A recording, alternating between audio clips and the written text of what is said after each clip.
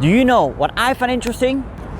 No, short-lived states. There are many examples. And in this video, we're going to talk about the short-lived Third Czechoslovak Republic that existed from the end of World War II till 1948. Many people know that countries in Central Europe became communist after the Second World War. But did you know that Czechoslovakia did not become communist right away? It happened in 1948. And how that all happened is what you will learn in another short-lived states episode about the short-lived Third Czechoslovak Republic. Keep watching!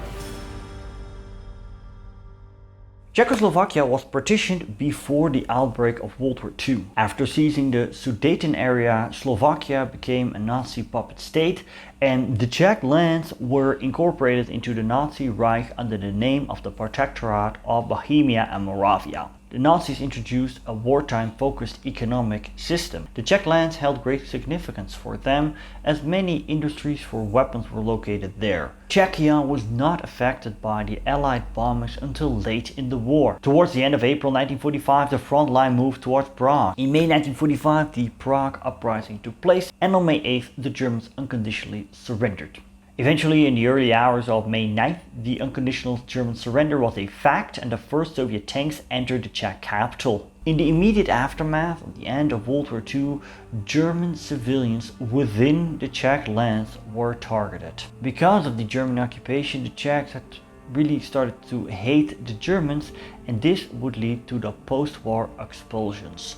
Wild transfers claimed the lives of many. On June 29th and October 27th, 1945, Czechoslovak leader Beneš signed retribution decrees to revoke the citizenship of Germans and Hungarians and to establish extraordinary courts for the punishment of traitors, collaborators and others linked to the Nazi administration under the Protectorate. I covered the post-war expulsions of the Germans in another video, so check the end card for that. The pre-war and pre-Munich borders were restored. Czechoslovakia acquired a small piece of Hungarian territory, I believe, outside of Bratislava and south of the Danube, but Ruthenia was lost to the USSR. And during the war, the Czechoslovak government in exile was led by Edvard Beneš. After the war, he returned to Prague and he wanted to restore the Czechoslovak democracy. But then there were the communists. Because in April 1945, Czechoslovak communists and the USSR signed an agreement with the Czechoslovak government in exile, and this happened in the liberated Slovak city of Košice. In this so-called Košice program, a national front government was to be installed in Prague, a coalition of mostly left-wing parties. The National Front and Beneš governed the country from May till October 1945, and after that American and Soviet troops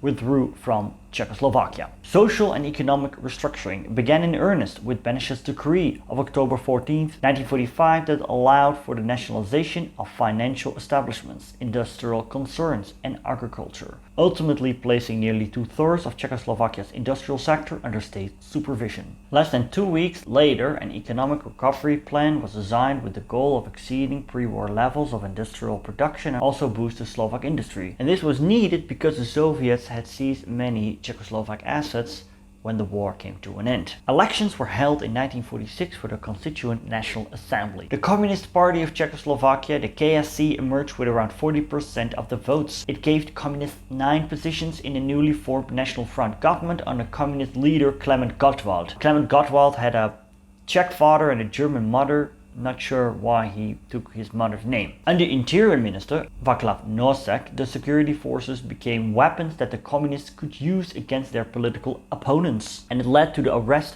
of 400 Slovaks in October.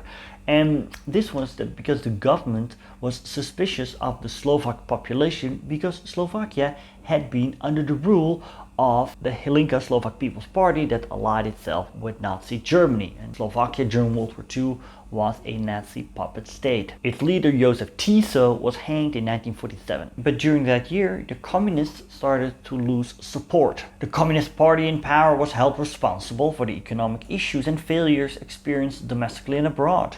The nationalized economy's lackluster performance, coupled with subpar crop yields, shortages of food, inefficient distribution systems, and the increasing prevalence of an underground economy, all eroded confidence in the government communist ministers who were tasked with managing the country's economic performance. New communist proposals were blocked by the non-communist parties within the Czechoslovak government. Beneš, he wanted Czechoslovakia to be a bridge between the East and the West during the Cold War, but this proved to be too idealistic. Under pressure of Soviet leader Joseph Stalin, Czechoslovakia turned away the Marshall Plan.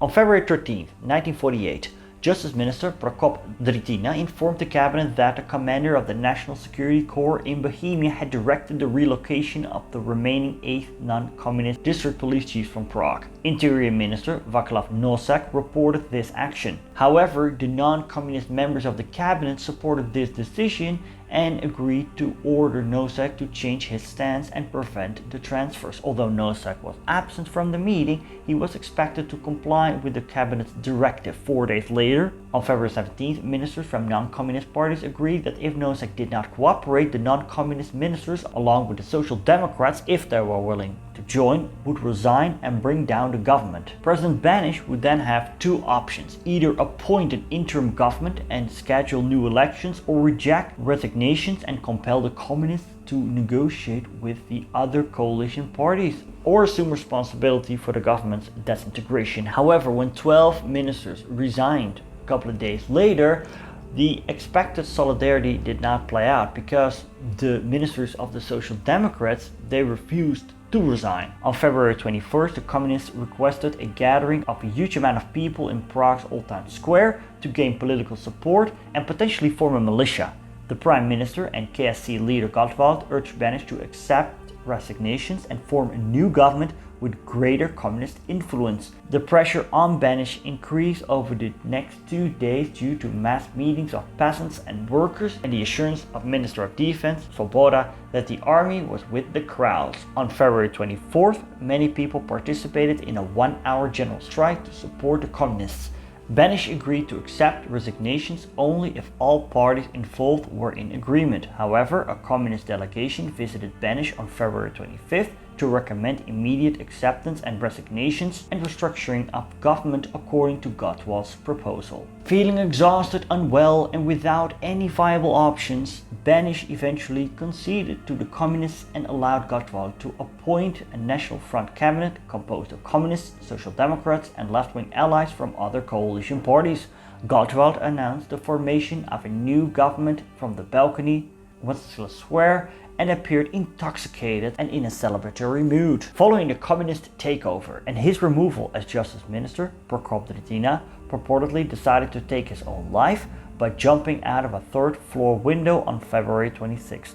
Another defenestration occurred on March 10th, with Minister Jan Mazaryk's body, son of first Czechoslovak President Tomáš Masaryk, discovered in pajamas below the window of his apartment at Czernin Palace, which housed the Ministry of Foreign Affairs. The communists quickly declared that he had taken his own life, but later, more recent investigations show that most likely he was murdered. On June 8, 1948, Beneš resigned as president of Czechoslovakia, and on September 3rd, he passed away in his villa in a state of defeat. Gottwald became the new president, and fellow communist Antonin Zápotocký succeeded him as prime minister. And so Czechoslovakia came under communist rule for years to come.